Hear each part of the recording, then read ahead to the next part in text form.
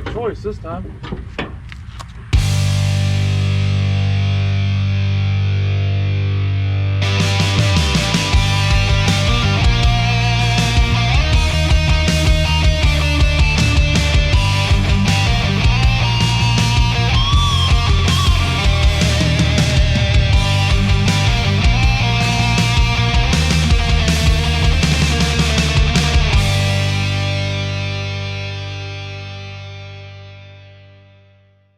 All right, so I had a little problem over the past couple days. I noticed a leak coming from somewhere underneath the truck, the front of the truck. I saw it on the bumper at first. I believe it was Wednesday. I saw some fluid right here and I didn't know where it was coming from. And then yesterday I went to the twins' house. You guys saw the Cummins junkyard part 2, but I was over there and we saw that it was leaking from this trans cooler line. There's a big hole in it and it was just gushing fluid all over the driveway right here. That's what all that is. So we're gonna have to, it's kind of hard to see. There's a pretty good sized hole in it, just rubbing on the frame. We're gonna have to replace this transmission cooler just because we can't replace these lines.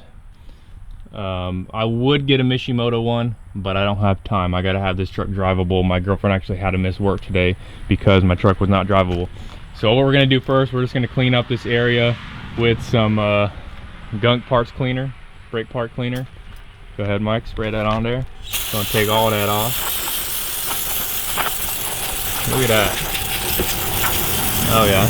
And then we're gonna spray some liquid wrench on the bolts, so just we don't strip these out and we have a bigger problem with the intercooler that it's bolted to. But this is some good stuff. Let me tell you what, watch, I'll spray this right here.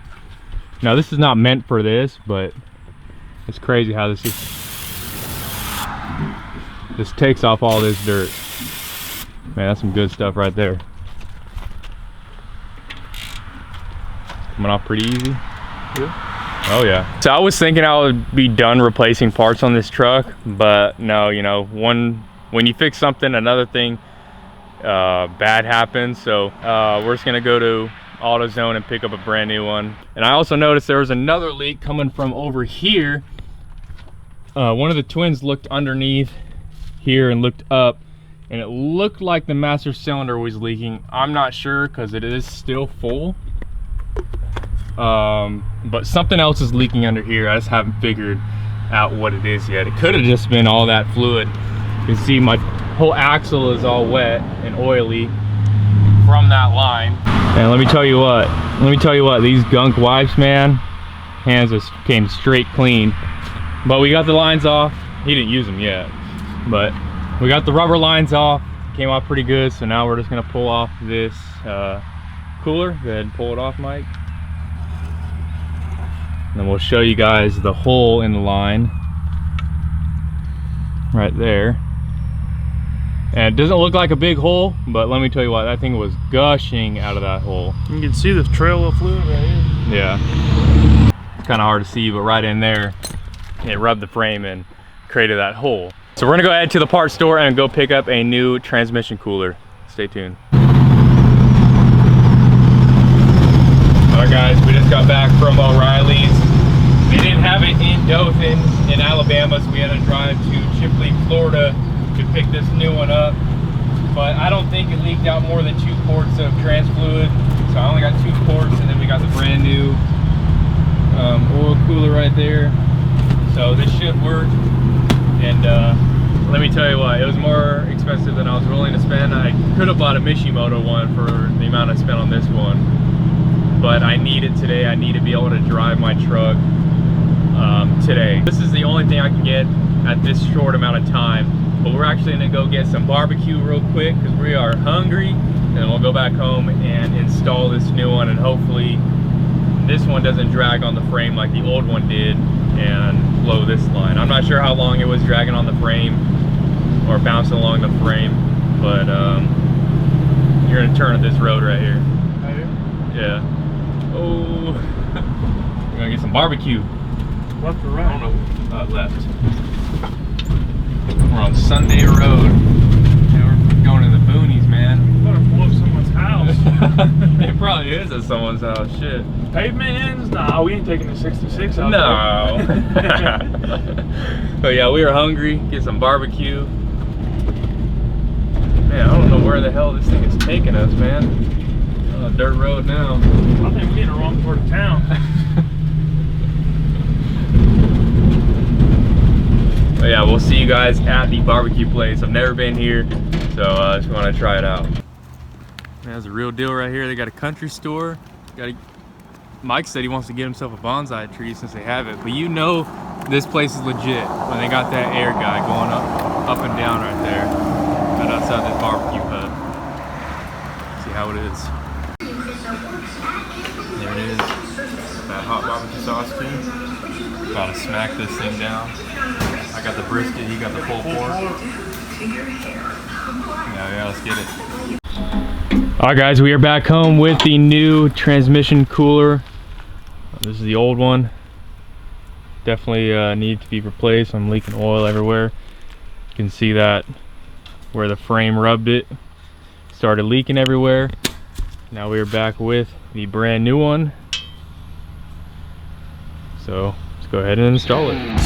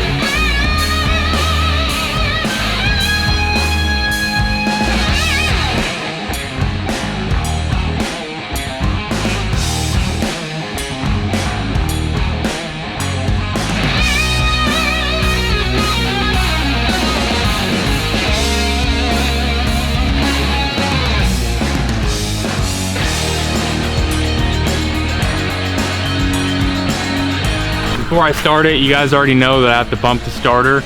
Me and the twins were talking and we think that it's my return check valve on the injection pump. So with that, I guess there's a little ball bearing in there, and we think that that thing is bad because if I go and start my truck right now, turn it off, it'll start back right up because there's actually fuel in the injection pump. We think the ball valve or that check valve is bad, so if it sits longer than an hour, all the fuel goes to the return valve and there's nothing to stop the fuel, so it just goes all back into the tank, and then I got to reprime the injection pump. So I think that's why it doesn't start right away sometimes, so we'll go ahead and change that out another day. But I just want to let you guys know that I think that's the problem why I'm having such a hard time starting the truck after it's been sitting for a while.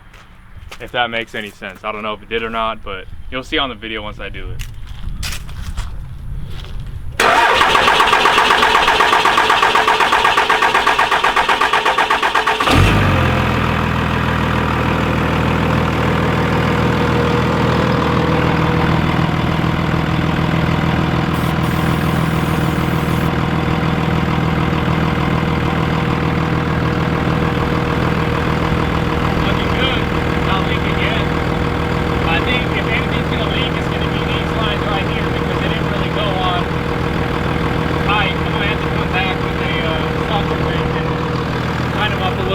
They were kind of loose on those. On these, they were pretty tight. So I think that those lines are just a little tiny bit smaller than these. But we put 1 quart of transmission fluid in. We're gonna let it run for a little bit, check the dipstick, and then add another quart if I need to. I don't want to put too much transmission fluid in there if it doesn't need it. So.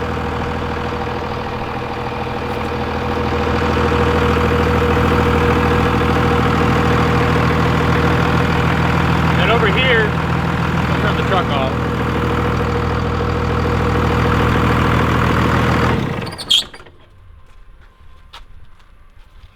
And then if I notice that the old transcooler was rubbing, I could have just bent the lines.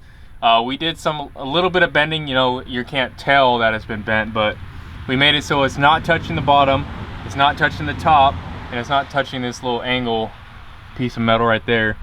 So everything seems to fit good. We got it all bolted back up, went on pretty good. A little bent right here, but other than that, you know, it went on pretty good. We'll find out if those lines leak a little bit. May just have to tighten it up. But for the most part, super simple, super easy to do. And it only took us about 3.5 hours because we had to go to Florida to get some parts. Get this part. So, and we did stop at that barbecue place, and man, let me tell you what, my brisket sandwich was perfect. The mac and cheese was a little bit loose for me. I like tighter mac and cheese, but it turned out pretty good. How you like yours, Mike? It was good. Pulled pork. You got the pulled pork. You can't go wrong with some pulled pork. Yeah. So if you guys want to go check out some videos on Mike's 66 Chevy C10, I'll have his channel linked down below. And if you guys want to see more videos, on, you know, my Cummins that I shouldn't have to be repairing, but I end up having to repair it, subscribe to this channel. If you guys want to see some videos on this 1965 that I've been working on, subscribe to this channel. Definitely, I have a whole playlist, about 25, 26 videos out on this truck so far. So if you guys want to go check that out, there will be a playlist link down below. And yeah, so there is the project for today. All we got to do now is just put the bumper back on. That's super simple, super easy to do. I get a lot of comments on what kind of conversion I have. I just have these plates that I bought off of Amazon to run this 4th gen bumper, so nothing too special. But thank you guys for watching. Stay tuned for more videos. Like this video if you guys did enjoy, and I'll catch you in the next one. Peace.